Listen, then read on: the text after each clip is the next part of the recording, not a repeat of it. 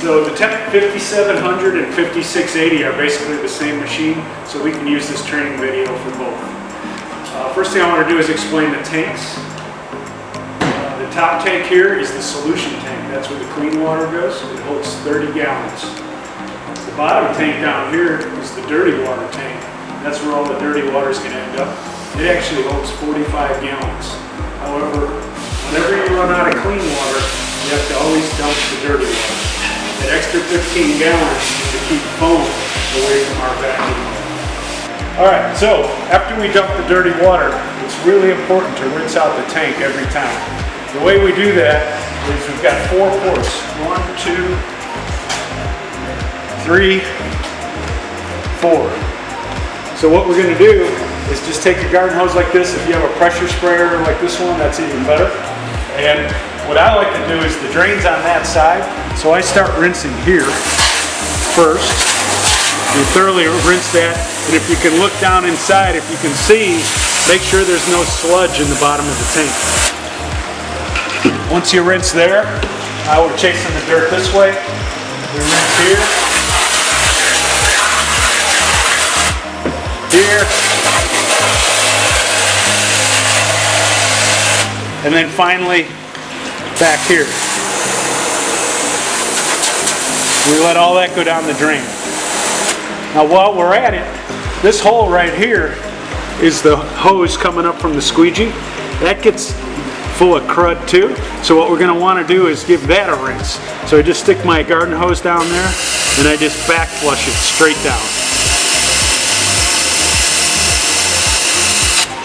Okay, and that's it.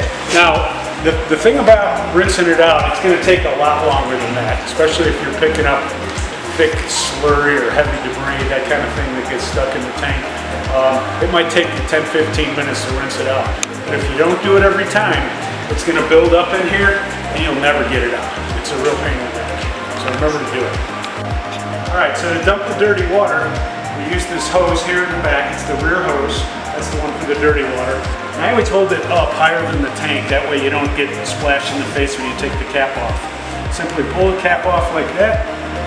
Drop it down, and gravity takes the water out of the dirty water tank. Another important component is the float switch in the dirty water tank. It's right down here. It's hard to see, so I'll just point with my hand. It's right down here. What this switch does is when the dirty water tank is full of water or foam, it comes up and it shuts the Vac Fan off.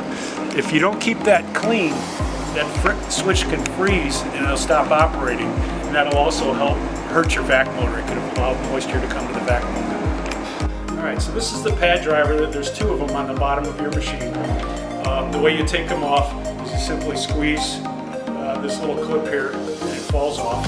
The easiest way to put them back on is to hook one of these and then pop the other one up. That's the easiest way to put them on and off. Always inspect this clip, making sure it's in good shape.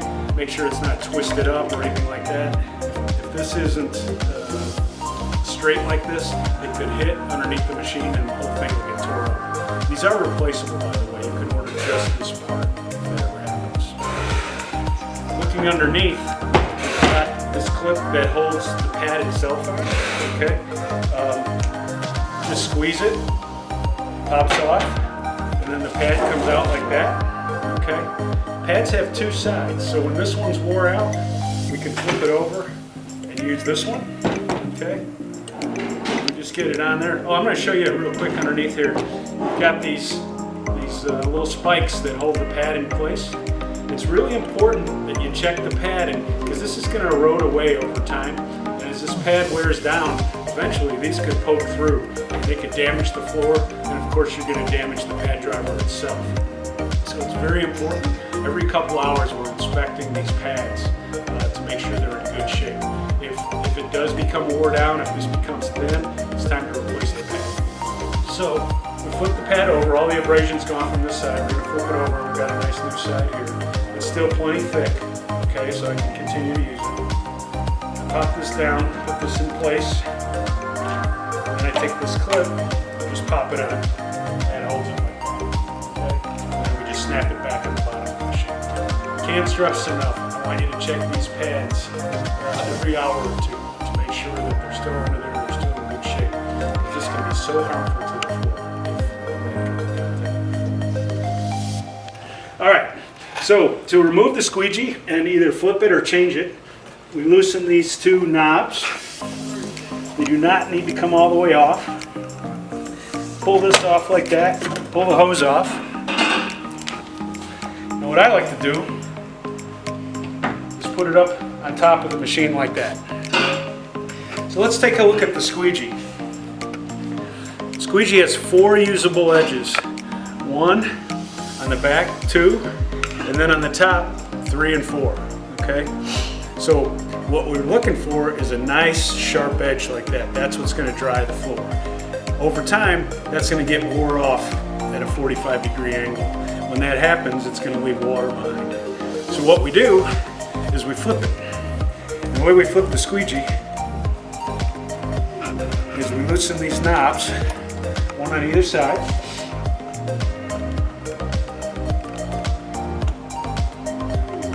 And that allows us to pop this band off.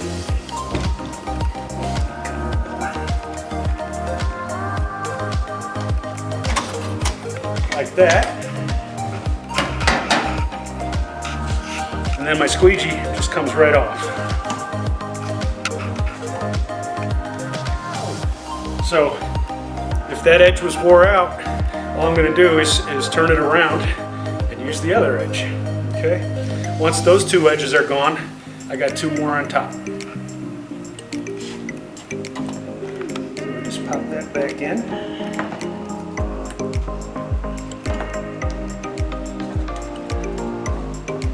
The front blade is not as critical. All that's doing is providing a seal so that the rear blade can do the work. So instead of flipping the front blade, what I recommend is just change the front blade every time you change the rear blade. Typical use, and every application is different because all floors are different, but typical use on a squeegee is 50 hours per edge. So I got 50, 100, 150, 200 hours I can get out of a squeegee if I take care of it. And when I say take care of it, I mean you flip it on time before it gets wore through, okay? You keep it clean. This thing should come off every day, and it should be cleaned with warm water. And then what I like to do is just take a paper towel and wipe the whole thing off. If you leave detergents, particularly petroleum products, if you're in an environment where there's petroleum products like a auto dealership, something like that, what's going to happen is this rubber is going to get funny and it's going to wrinkle up. Okay, because the rubber is absorbing the oils and the chemicals, and then when that happens, it doesn't pick up water anymore, it ruins the whole squeegee and you have to replace it. By the way, these guys should be on the shelf. You should always have these with you, especially if you're traveling. Reason being that you could always rip one. You're going along, you catch it on a shelf, bolt sticking out of a floor, something like that, you rip it, you're done. It's not going to work anymore. So this is arguably the most important part of the machine. Obviously we're cleaning in the front, but if we don't get the dirty water up off the floor, what did we do it for? We're just leaving all the dirt behind. Okay, real quickly I'm going to show you how to adjust the rear squeegee and then also how to flip it and replace it. So to adjust it, we drop it down like that. The back motor is going to come on. We're running forward, and I'm looking for a 45-degree angle all across the back of the machine. Okay? If it's too low, it won't pick up water. Okay? If it's too high, it won't pick up water. If it's not even all the way across, it won't pick up water. So it's very important that we've got the same angle all the way across. It should be 45 degrees. The way we adjust it is real simple. On either side, we have a wheel like this. One here, one there. And then we have this cam. By turning the cam, you see how it gets fatter? That makes the wheel go down. Turn it to the left, it makes the wheel come up. And that's going to change the angle of the squeegee. So couldn't be simpler to adjust it. Alright, so I want to talk about these 2 components right here. We've got our filter for the Vac Fans, and we've got our pickup hose. 2 very important components. after we rinse out the tank, like we just did, we always want to check this filter and make sure it's clean. This one could use a little cleaning right now. You can rinse these with warm water in a sink and then leave them out to dry. I always have a couple of these on the shelf so that you've always got one drying and one that you can use. All right. This here takes the dirty water from coming up from the squeegee and puts it into the tank. So this is something else you want to inspect and just make sure that it's clean inside and that water can flow through it. Right. Now, you notice up here is our vac fan. If we open this up and this vac fan is covered in dirt or water, it's got a film on it. If we've got dirt and water down here on the batteries, what that's telling me is that my vac fan is sucking up foam from the recovery tank. That's a problem. If you continue to do it, eventually this vac fan will burn up and they're expensive. So always make sure that you empty your tank promptly so that doesn't happen. Also, there are defoamers that you can buy if it is a particular problem to keep that foam from occurring in the tank. Okay, looking underneath here, there's a couple other things I want to point out to you. These gaskets, you got one here and one here.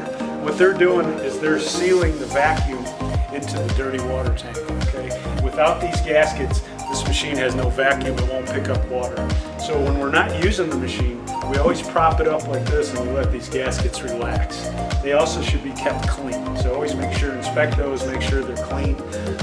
When you're not using the machine, this is the idle position of the machine with the tank up like this. The batteries are down here. On occasion, we want to check our battery connections, just give them a wiggle and make sure they're tight. A loose battery connection could make your runtime be as little as half of normal if you don't have these screwed down tight. They also should be clean, okay? If they have corrosion on them, you can get some terminal cleaner from an auto parts store, or you can use baking soda and water to neutralize the acid and clean the connections. Inside the battery, we have water.